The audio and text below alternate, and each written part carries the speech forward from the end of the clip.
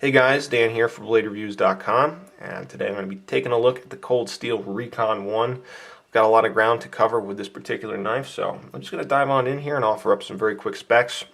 The Recon 1 has an overall length of 9 3/4 inches. It's got a 4-inch long blade, and it weighs 5.3 ounces. This is billed as a hard use knife, and based on my own experience with this line of knives and the information that I've gathered from other reviews and information videos, etc., I can totally agree with that. If you're looking for a rough and ready kind of utility knife or an inexpensive tactical folder, this is a knife to consider, I think. And as far as hard use blades go, for around $50, which is what one of these costs new, you're really not going to find anything else. So definitely a hard use blade. Speaking of blades, let's take a look at these two here. I've got both the clip point and the American Tanto. Cold Steel's recently announced that in 2012 they're going to be releasing a drop point version as well, so that ought to be interesting, but unfortunately will have to be the subject of an entirely different video. But that's okay. Let's take a closer look at the American Tanto here. And this is just a nice clean representation of an American Tanto blade shape. It's got a hollow grind down here and it's flat ground at this portion. It's entirely V-ground, the edge that is, all the way through, so there's no convex grind up here or anything like that. And the real advantage to an American Tanto blade, in my mind, is the penetration ability. So, as you can see here, it holds a lot of steel all the way up to the tip. You're looking at 3.5mm thick blade stock, which is pretty thick blade stock, and it's going to carry that right up to just about the end there. So, to me, that's the real advantage of the American Tanto. If you're going to be doing a lot of stabbing, a lot of piercing, this is the blade shape to reach for. The clip point is another kind of classic blade shape here. It's definitely more classic than the American Tanto, but you know, both of these are just kind of very nicely executed. Again, you've got a high hollow grind, you've got a nice lean swedge running across the clip there, and again, you form a very nice and sturdy tip. It's not going to be quite as sturdy as, say, the American Tanto, but in exchange for that, you're going to get a lot more belly here on the edge. So if you're looking for an EDC knife, something that's going to do a little more utility work, less, penetration kind of stuff, I tend to suggest the clip point. It's my personal favorite for just all-around use. But either blade shape is really well executed, I think. It's been nicely ground, and the edge has been well applied, so it's kind of a buy what you like kind of thing. Let's talk a little bit about the steel, which is AUS 8A. And this is the portion of the review where I kind of pedal backwards and forwards on AUS 8. It's a steel that has kind of taken me a while to really develop my philosophy on, and it's always in development. Philosophy, kind of a big word for just my opinion on the steel. And my thoughts are with AUS 8 is it's really kind of dependent upon the price, especially for a folding knife. And a knife like this, you're looking at, like I said earlier, $50. That's at the absolute minimum. That's the best deal you're probably going to be able to find. Realistically, it might be closer to $60, or if you're going to go buy it in a store, it could be way higher. In my opinion, we're creeping up to the point where it might be nice to see a better blade steel. It might cost us another $10 or $15, but the upgrade to 154cm or S30V would be really appreciated, I think, not only by me, but by a lot of people who are interested in this knife. And a lot of those people are enthusiasts of knives. They like to carry a wide variety. They can appreciate a hard-use knife, a hard-working knife, and don't get me wrong, AUS 8 is very tough stuff. It takes a very, very nice edge. It's just a little bit softer. So for like a maximum performance kind of scenario, I think 154cm or S30V would be favorable. So even if Cold Steel offered it as some sort of special edition or something, I think that a better blade steel would be greatly appreciated. Another thing I wanted to touch on about the Recon 1 here is the blade coating. As you can see, you've got kind of a semi-glossy coating. It's actually quite nice, but keep in mind, these knives are pretty much brand new, these particular Recon 1s. So the coating is a Teflon coating, and it's very inexpensive. It's about as cheap as coatings get, and accordingly it wears about as poorly as coatings will wear. On the higher end of the spectrum, you've got nice stuff like powder coating and diamond-like carbon coatings, and down at the bottom you've got the Teflon coating. And not really a big deal for a $50 workhorse kind of knife, but some people like, their knives to look good, and let's face it, there's better coatings out there. I'm kind of the school of thought where if you're going to do a coating, you should at least try to make it a pretty good one. So, and this one, frankly, is not terribly good.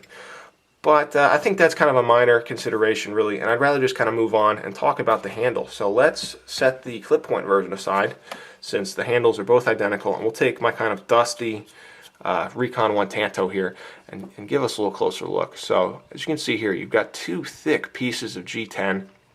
This is a linerless design, and I know some people are going to be kind of concerned about that. At least I was concerned. And let me tell you, this knife is incredibly strong. I'm pushing on this as hard as I physically can, pretty much, and it's not flexing at all. So it's a very sturdy handle construction here, and it's really well done. You got two thick pieces of G10. It screws into an aluminum backspacer, and then the steel portion of the lock back of the triad lock of this knife. So, which is nice and thick, very substantial, and makes for a really strong handle. It's been excellently finished. This knife is made in Taiwan, and they're just turning out some of the best knives I've seen in a while now. So really, really well done with the handle, I think. Ergonomics are quite nice. You've got two aggressive finger choils here, and they really kind of sink into your hand. Everything just kind of melts together, and it forms a very sturdy grip. Along top, you've got some sort of pseudo jimping on the thumb ramp here. The thumb ramp's actually very nice, but it's just very slippery along the back of this knife. I really wish that they would upgrade this design by cutting out jimping, and perhaps even more aggressive jimping just along the entire top of the thumb ramp there. You know, it's billed as a hard-use knife. It is a hard-use knife, or a tactical knife. You could really benefit from some extra traction up here. The pocket clip is a pretty standard cold steel clip. I've seen a number of these clips, and I've talked about them on a lot of my cold steel folding knife reviews. Really nice standard style clip. It's been blackened. This will show wear, but you know, it is what it is, and it's discreet. It rides fairly low.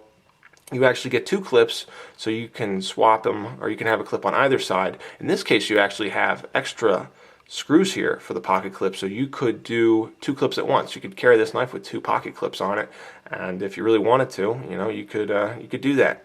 Not something I necessarily do, but I could see the value to it, especially if you're running around a lot. You may just want to stick this knife in whatever pocket's most convenient. Maybe you're carrying a couple knives or something. You know, that works for me. Deployment is accomplished via this lopsided thumb stud, and you can see deployment's actually very smooth.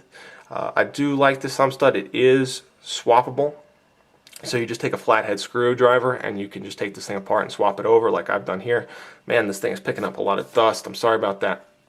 But, you know, in a perfect world, I guess I would prefer just a fully ambidextrous, you know, right out of the bat kind of thumb stud arrangement, since there's really no reason to have it lopsided like this.